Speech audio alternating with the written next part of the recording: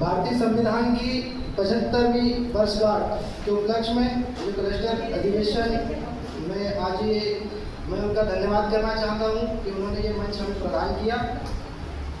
और मैं कुछ बातों में पिछले दौर में जाना चाहता हूँ। जैसे हमने हमारे सभी पूर्व वक्ताओं ने बात रखी संविधान की, तो संविधान को तोड़ने मरोड़ने का जो काम किया जा रहा है आज के दौर में, ये आज के दौर से बहुत पहले से इसकी शुरुआत है। कुछ एक संगठन जो सन 1924 से इसमें काम कर रहा था, जो ये चाहता ही नहीं था कि हमारा भारत देश में संविधान बने और हमारा देश संविधान पे चले।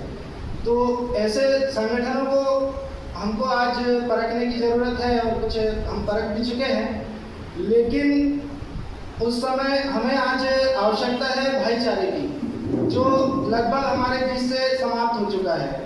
सन 1905 में लॉर्ड विंटो और लॉर्ड कर्जन, जिन्होंने एक नीति लागू की थी हमारे देश में, डिवाइड एंड रूल, फूट डालो और शासन करो।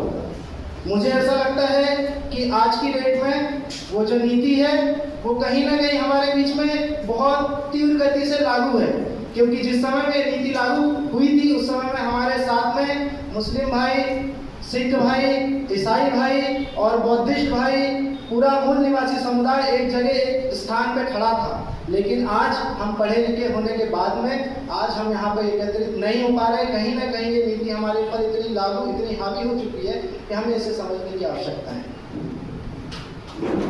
और बहुत सारे इससे पहले जो संशोधन हुए, हम तो खैर बहुत अभी 75 वर्ष के बाद में शायद मैं इस मंच पे पहली बार बोल रहा हूँ, तो ये बहुत दुख का भी विषय है। और जो भी संशोधन हुए कहीं ना कहीं सीधे तौर पे हमारे संविधान पे, हमारे अधिकारों, हमारे हक को छीनने के लिए उन पर संशोधन किया गया है। जैसे कि हमने पूर्व में देखा कि अभी हम जैसे लड़ाई करते हैं, हमारे साथी बहुत सारे आदिवासी क्षेत्र में हम जाते रहते हैं। आज 75 साल पूर्ण होने के बाद में मूलभूत सुविधाओं का भी अभाव है। ग्रामीण क्षेत्रों में जमीनें छीन ली जाती हैं। कहीं ना कहीं अगर हमारे मूल अधिकारों में हमारा संपत्ति का अधिकार अगर खत्म नहीं होता, तो मैं ऐसा मानता हूं कि आज की डेट में सरकार हमसे हमारे जमीनें नहीं छीन पाती। लेकिन उन्होंने संशोधन के माध्यम से आज ऐसा उनका बहुमत है कि वो अपने स्तर पे सारी चीज़ें हमको बिना बताए कर लेते हैं और हमें जानकारी नहीं हो पाती। जानकारी तब लगती है जब हमारा सबसे ज़्यादा नुकसान होने लगता है, सीधा सीधा। तो बहुत सारी चीज़ें हैं। और मैं कुछ किसानों के संबंध में भी कुछ कहना चाहता हूँ कि हमें ऐसा लगता है कि सिर्फ हमारे ऊपर ही ये गुलामी का दौर चल रहा है, लेकिन अगर हम ग्रामीण स्तर में देखें तो सुख सुविधा को दूर छोड़ दें, लेकिन सबसे ज़्यादा अगर किसी को गुलाम किया गया है तो किसानों को किया गया है। किसानों को ऐसे गुलाम किया गया है कि आज मैं खुद भी एक 1.5 एकड़ का किसान हूँ।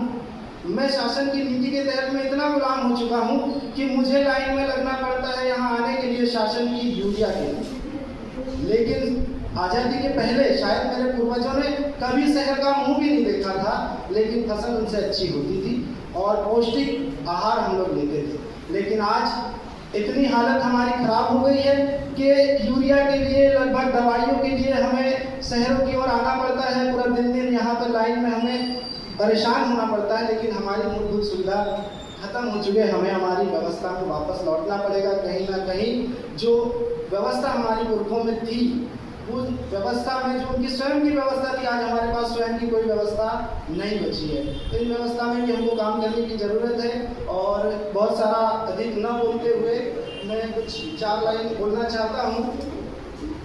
हर शब्द ऊर्जा है मेरे भीम का, हर इंसान पे कर्जा है मेरे भीम का। इस वतन को स्वर्ग से कम नहीं बनाया मेरे भीम ने, इसीलिए तो भगवान से ऊंचा दर्जा है मेरे भीम का, ऊंचा दर्जा है मेरे भीम का। जय भीम, जय संविधान।